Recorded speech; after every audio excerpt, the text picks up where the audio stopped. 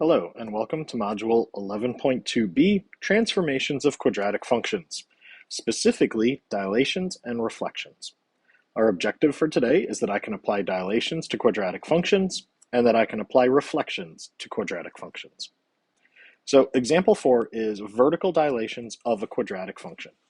The graph of g of x is equal to ax squared is the graph of f of x equals x squared stretched or compressed vertically by the factor the absolute value of a. Now, if the absolute value of a is greater than 1, the graph is going to be stretched vertically away from the axis. If the absolute value of a is between 0 and 1, the graph is going to be compressed vertically towards the axis. And we'll find out what happens when the a term is negative a little bit later. So right now, we have our graph already done for us of y equals x squared. We have gotten used to this graph over and over again. We know that its vertex is right here at 0, 0. So that's still going to be the vertex because we're not doing any left or right movement on this. We're not doing any up or down movement of translations. We're just dilating it. We're stretching it. So what happens is we're just taking all of the points that we have on this one. So if we go ahead and we label our points like we have in the past, right? We have 1, 1, we have 2, 4, and we have 3, 9, negative 3, 9, negative 2, 4, and negative 1, 1. So we have all those points. So what we're essentially going to be doing, we are going to double each of those points because we're multiplying by 2 on the outside there. So 0 squared is 0 times 2 is still at 0. So our vertex is still going to stay at 0. Does not change. So I'm going to just draw that in nice and bold there. Now, if we're going to go to the right 2 places and to the left 2 places, right, we have these common points that we're going to use. 1 squared is 1, right? We used to be at 1, but now we're multiplying it by 2. We're dilating it by 2. So 1 times 2 is 2. 2 squared was 4, but now we're doubling it, so it's going to be 8. And the same thing, we've got a 2 for negative 1, and we've got an 8 for negative 2. So what we're doing here is we're stretching by a factor of 2. That's what's happening here. So now we can go ahead and graph our new points. And we have 0, 0 still. We have 1 and positive 2, and we have that reflection across our line of our axis of symmetry. And then we're at positive 2, positive 8, which is right there, and we can reflect that across our line of symmetry. Now, in our original graph, we had a third point. We can't graph that third point just because there's not enough room here for us to get to it, right? Because 3 squared would be 9 times 2 would be 18. So it would be well above the grid that we have. Right, so we just draw in our curve and you can see what's happened. It's gotten a little bit narrower. It's growing more quickly, right? So by multiplying it by this factor of 2, it's stretched. So we're just, if you picture it, we're just kind of stretching it and pulling it. And when we do that, it gets narrower. It grows more quickly than it did before.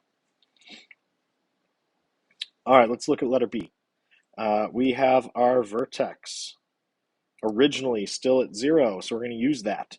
Now we've got one that's going to be 1/2 times x squared. So essentially what we have here, we are going to compress by a factor of 1/2, right? So we're going to compress it. It's going to get smaller, which means it's going to get wider. All right, so 0 squared is still 0 times 1/2 is still 0. So we're going to go with 1 and 2 and negative 1 and negative 2. So 1 squared is 1 times 1/2 is 0.5. 2 squared is 4 times 1/2 is 2. All right, let's just do, let's skip 1. Let's do 4 squared. 4 squared is 16 times 1/2 is 8. So this is one where maybe instead of just going by ones, going by 2s would be a better one. So because you're dealing with 1/2. So if you multiply by something that is a common factor of 2, and that 1/2, then you might be able to get some points that are a little easier to graph with. So let's go ahead and graph these now. We do need to include the fact that -1 will be at 0.5 and -2 will be at 2, right? Because -2 squared is 4 times 1/2 is 2. All right, so we have points at 0, 0 still. We have a point at 1 and 0.5. So you can already see now we're below that graph, right? We're not growing as quickly. Before we got to 1 and on the first step, now we're only getting to half on the first step. All right, so our second point is at 2, 2. It used to be 2, 4, right? So we're cutting it in half. And then we've got a point at 4 and 8, which helps out. If we did 3, we would have 9 over 2, which would be 4.5, which would be like right there, right? So you have some points. Like it doesn't, you could use these decimals, that's fine. But we're going to also remember that we can reflect across our line of symmetry. So 1, 2, 3, 4 across, 1, 2, 3, 4. 1, 2, 3, 1, 2, 3. 1, 2, 1, 2. 1, 1. So we can see our reflection, and we can see that by multiplying by 1/2, we've flattened this curve, right? What we're doing is we're slowing the growth by putting whatever that factor is out in front there. On the left side, we're accelerating it. We're growing faster. That's why it got narrower. The greater that value is, the narrower it's going to get because you're going to be growing that much more quickly. The closer to 0 the fraction is, the wider it's going to become, the slower you're going to grow that graph. All right, we have letters C and D that I'd like you to try on your own, and then check your work against mine. All right, letter C. So our vertex and our axis of symmetry are still going through the origin there. So we have our origin, and 0 squared is 0 times 3 is still 0. And we've got 1 and 2, -1, -2. All right, so 1 squared is 1 times 3 is 3. 2 squared is 4 times 3 is 12. All right, 3 and 12. So we're going to end up over our grid. We're going to work with it for this one, though. So we have a point at 0, 0. We have a point at 1 and 3. And we have a point at 2 and 12, which would be somewhere about there. So -1, +3, -2, +12. And so you can see, again, as we've looked at this, multiplying by a value greater than 1, we are steepening the graph. It's coming closer together. We're getting vertical faster than we did before. All right, letter D. This is one where, depending on the points you pick, it can be a little bit more tricky to graph it. Our first point is still going to be our vertex, which is 0, 0. We know that already. 0 squared is 0 times 1/4 is 0. So normally I would say let's go with 1 as our value. And we can certainly do that. And when we do that, 1 squared is 1 times 1/4 is 0.25. So that's a little bit tougher of a value for us to graph. So if we did 2, 2 squared is 4. 4 times 1/4 is 1. Now, we could do 3. 3 squared is 9. 9 divided by 4, well, 9/4. Do we really want to graph 2 1/4? No, but how about we do 4 as a value? 4 squared is 16. Divided by 4 is 4. So there we've got another point that we can work with. So on that, let's do the even values on the negative side. So -2 and -4, and you'll still be at 1 and 4. So let's graph these points. 0, 0 we already did. 1 and 0.25. Well, that's tough, but it's going to be something like that.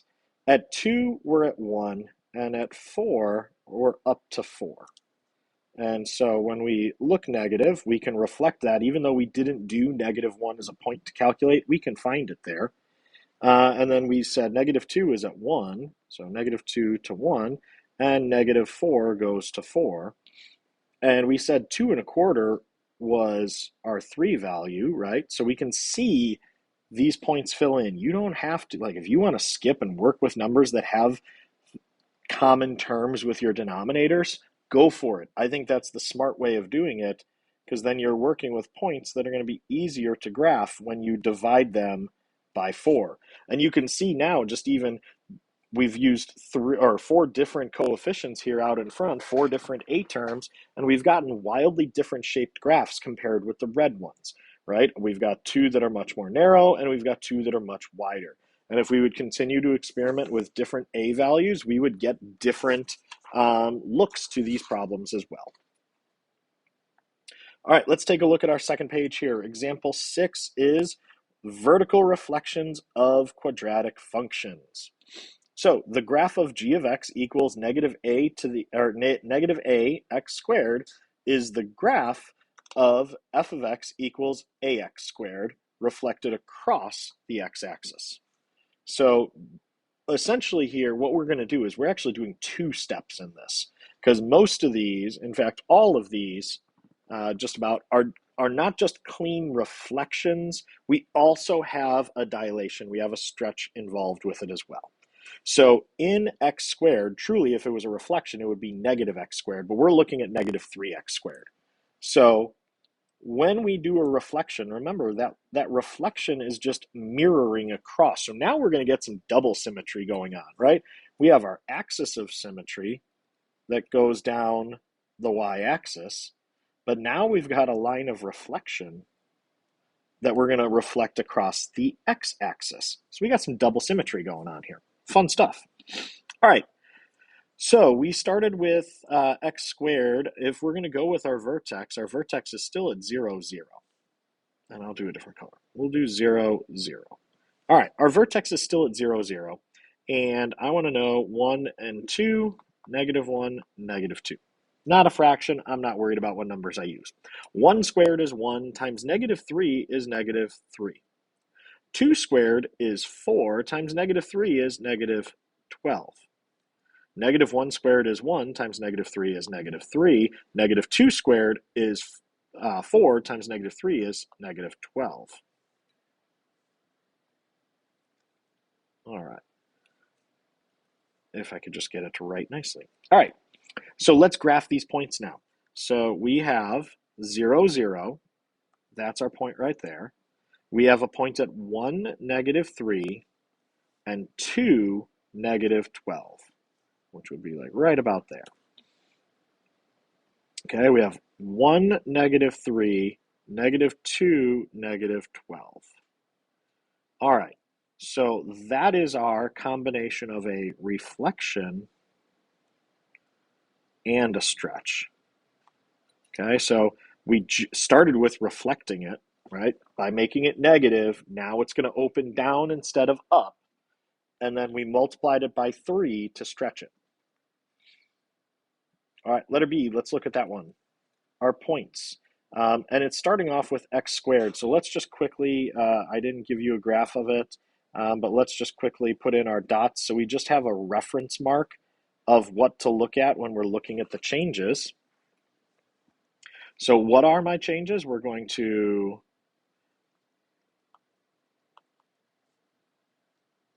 reflect on x-axis, and we're going to compress by 1/2. So not only are we going to reflect it, we're going to compress it. So we're going to get closer. It's going to be a wider shape. So vertex is still at 0, 0. And I want to do, I'm going to just look. I've got a negative 1/2 out in front.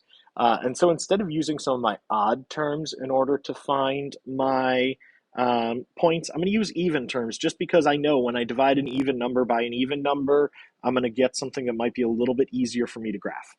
So I'm going to do 2 and I'm going to do 4 as my points. So 2 squared is 4 divided by negative 2 is negative 2.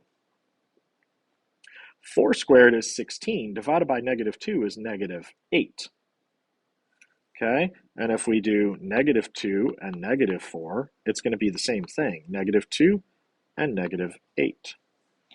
So now let's graph these points. 0, 0, stays the same. We've got a point at 2, -2, and it would help if I actually go to 2 and not 1. So 2, -2, and 4, -8. We have -2, -2, -4, -8. And so we can draw our graph in.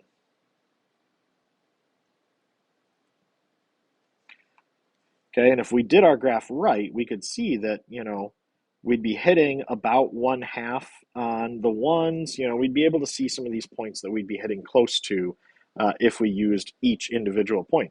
The points you choose to work with don't necessarily matter as long as they're going to be able to fit on the grid. And so I just wanted to use for this one even values so that when I multiply that -1/2, it's not as weird of a number that I can graph. I can actually get to a more precise value. All right. You've got letters C and D to try on your own. Go ahead and do those and then check your work against mine. All right, so our original graph on letter C is 2x squared. So we have a point at 0, 0. We have a point at, well, let's see, if we did 1, 1 squared is 1, times 2 is 2. 2 squared is 4, times 2 is 8. So we have this shaped graph going on. Right? So we're growing pretty quickly, okay? And so then we need to look at what is it when we reflect it, because that's all that's happening here. All we're doing is reflecting on the x-axis. We're just reflecting across the x-axis because all that changed from our original to this one is the addition of a negative sign. So 0 squared is still 0. We're going to do 1 and 2, 1 and 2. All right, so 1 squared is 1, times -2 is -2. 2 squared is 4, times -2 is -8. -1 and -2, -1 squared is 1, times -2 is -2. And -2 squared is 4, times -2 is -8. So we're going to graph these points now. We just need the bottom half of this. We're starting at 0, 0. We have 1, -2 as a point. We have 2, -8 as a point. 1, -2, 2, -8. All right. Now, when we just look at this, you can see the symmetry, right? We have two axes of symmetry going on here, right? That's the axis of symmetry for the parabola, right? We're equal left and right, but we also have the axis of symmetry of our reflection that we're going across. So we're 8 points above, we're 8 points below. We're 2 points above, we're 2 points below. So these points do reflect against each other. We have this kind of double symmetry going on. And we're going to go ahead and draw in our curve. Arrows on the end are expected. And there you go, you have your reflection. Letter D is more than just a reflection. So we have reflection and we have a compression by 1/4. So we started off with x squared. So I'm going to just quickly put in my values that I can reference. And we can have those as ones we can look at. All right, so that's our original. So now we need to look at our points. So we're still at 0, 0. And I see again, I've got a 1/4. So let's do 2 and 4. Let's do even numbers as our intervals or our values that we're going to put into our table. So 2 squared is 4 times -1/4 is -1. And then 4 squared is 16 divided by 4 is -4. And so we'll have -1 and -4 to go with here. All right. So now we do our graphing. 0, 0 is still a point. We're at 2, -1, and we're at 4, -4. -2, -1, -4, -4. So we can see how much wider this graph has become as we reflected So it's a reflection and it's gotten wider. So this one, it doesn't quite have the same symmetry because we have a dilation factor instead of just a reflection factor. All right. That's the end of these notes for today. If you have any questions, please bring them to class tomorrow. Otherwise, I hope you have a great day.